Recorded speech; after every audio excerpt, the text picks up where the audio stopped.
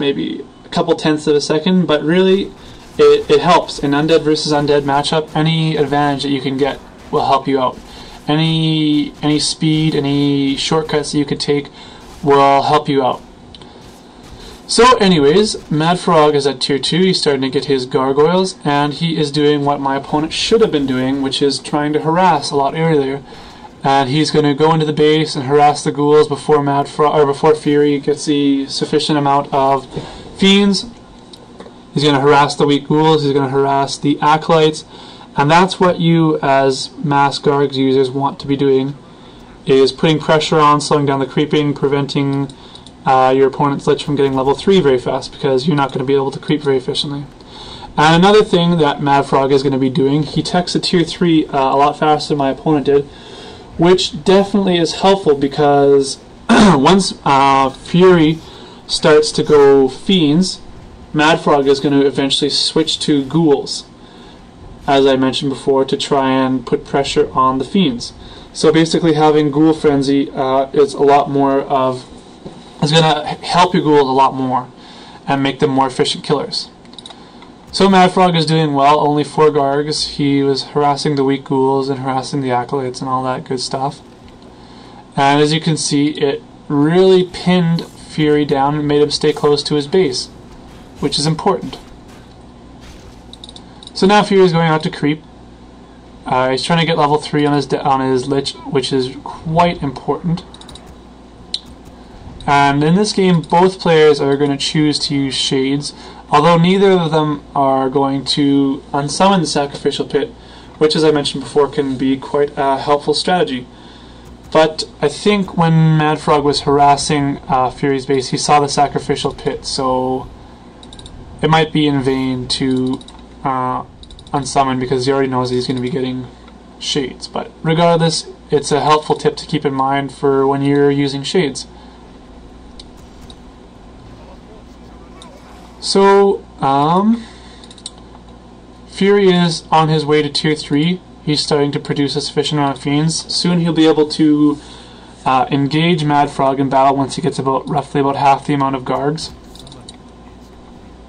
MaDFroG at the same time is on the same route to tier 3, and he's starting to not produce Gargs because he knows Fury is switching to fiends. He's getting ghouls. And I think he's going to make a risky decision right away here. Once he gets to tier 3, MaDFroG is going to try and expand. And on a small map like this, that's not really a good idea, because Fury is really good at scouting. He's got Shades, he's got Skeleton Warriors, and it's going to be really easy to see that Frog is going to be expanding, and it's going to, I don't know, it's not going to benefit him anything. He's going to be able to time his attack perfectly and attack Frog when he's at his weakest and be able to defeat him. So I think Fury, once he reaches tier 3, he's also going to choose to be making abominations, because he knows that destroyers wouldn't last too long against the gargoyles. But once he gets a sufficient amount of fiends to counter the gargoyles, and once MaDFroG begins to make more ghouls, then he's going to start producing destroyers. Because basically in the Undead versus Undead matchup, it's all about counters. You know, the three major units, fiends, abominations, destroyers, are all counters to each other. And I'll explain that in a little bit. There's going to be an important battle coming up fairly soon. Right now, Fury is going to hire the Dark Ranger 3rd, which is an interesting choice. Basically, my best theory about it is that he didn't want to wait for the Dreadlord. He wanted to attack right away because he knew MaDFroG was expanding. So getting his hero out right then would prompt him to be able to attack right away. Also, the Black Arrow would also help out a lot, creating a good meat shield for his fiends. So anyways, here comes the fight. He webs immediately, Novas the gargoyles, and makes sure he pulls his ghouls back, or his fiends back, sorry, to keep good position. Now, MaDFroG isn't doing a very good job right here. He's attacking ghouls on ghouls, and he's allowing he's allowing Fury's fiends to be able to focus fire his gargoyles and take them out with ease. Now right here, this is what he should have been doing. He should have been attacking those fiends right from the start. But instead his Death Knight is weak and gets surrounded. So that's that. So if MaDFroG had played a little bit smarter, he would have slipped his ghouls through and attempted to attack the fiends, put pressure on the fiends, and his gargs would have lived a little bit longer. But instead he lost his hero and he is forced to teleport. So basically this gives Fury quite a large advantage. And as you're going to see right here, Fury is going to attempt to expand, which is one thing, I think, one mistake maybe that I made in my game. Perhaps as soon as I saw that I had an advantage, I should have gotten expansion up, because really that can seal the deal. But MaDFroG, I think, he's going to do the smart thing, and really this is just like professional experience.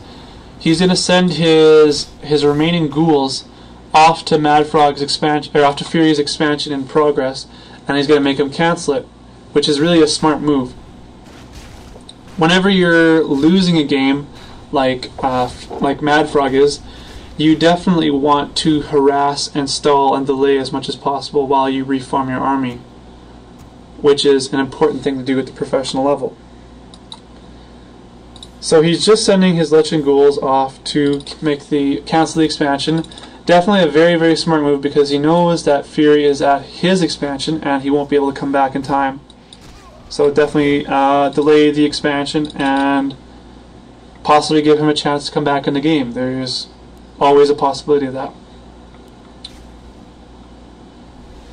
So Fury sees that MaDFroG is going to be switching to a more ghoul and destroyer strategy. So he's going to continue producing fiends of his own, but he's going to start producing more destroyers. Because as I was mentioning earlier, Undead versus Undead is all about the counters. There are three really strong counters for each other. Basically, if they're getting destroyers, fiends will counter destroyers. And if they're getting fiends, abominations will counter fiends. And if they're getting more abominations, then you want to be getting destroyers to counter the abominations. So it all goes around in a big circle. You want to be continuously scouting their army, and you want to be continuously making sure that your army is a correct balance of the counter to their army. For example, if he's got maybe 3 or 4 destroyers, then you want to have 6 fiends. And maybe you want to, if he's got maybe 1 or 2 abominations, then you want to have 1 or 2 or 3 destroyers, or something like that. It's all about balance. There's no one correct formula that'll win every time. You need to scout your opponent and make sure that they're not trying to do anything tricky, that they're just going to try and pull mass destroyers out of nowhere. Like, you want to understand what they're doing. So at this point, Fury has a really large advantage. MaDFroG is going to try and expand again, which really is the last-ditch effort. Fury is trying to expand again. And basically for the remainder of the game, MaDFroG is just going to harass as much as possible while he attempts to get more destroyers. And I think it's just basically a little bit of creeping for the next little bit.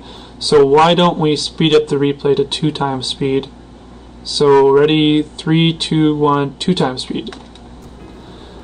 So what MaDFroG, as I mentioned, he's going to harass the expansion of Fury, he's going to harass the main base and just stall for time while he begins to produce destroyers, which he feels would counter the abominations Fury is making, and hopefully he feels that perhaps his ghouls will be able to take out the fiends, but he definitely needs a lot more ghouls than that. So Fury is going to see that MaDFroG is putting up another expansion of his, and basically he sees that he's heavily towering it, so he's going to do the smart thing and begin to produce meat wagons in hopes of just sieging the base and trying to force MaDFroG to fight, rather than just running into an expansion with 3 or 4 spear towers and possibly giving MaDFroG the opportunity to come back into the game.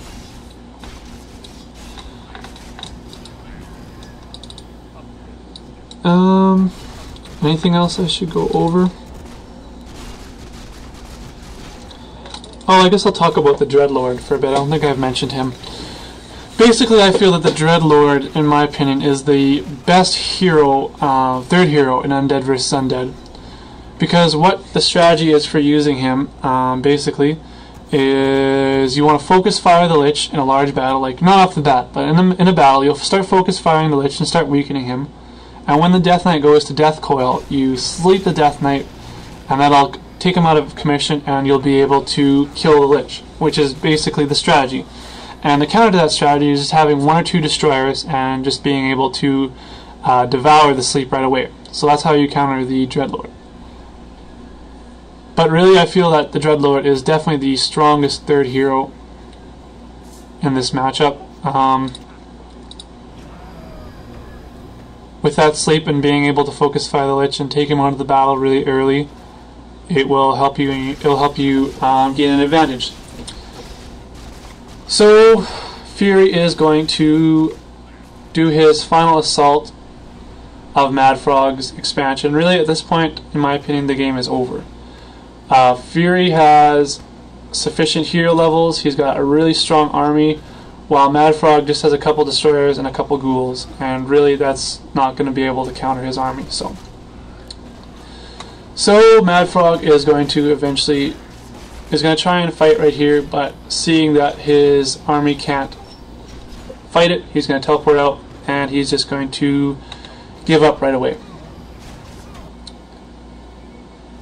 And so that's basically the game right there. And that's pretty much Undead vs. Undead in a nutshell. The 2 most popular strategies, Mass Gargs against Mass Fiends. And hopefully you guys learned something from this. I really appreciate feedback or any comments you guys want to leave, positive or negative. If you want more from me, I can definitely try and do more in my spare time. Yeah, that's all I can think of. So hopefully you guys enjoyed, hopefully you learned something, and I will see you guys later.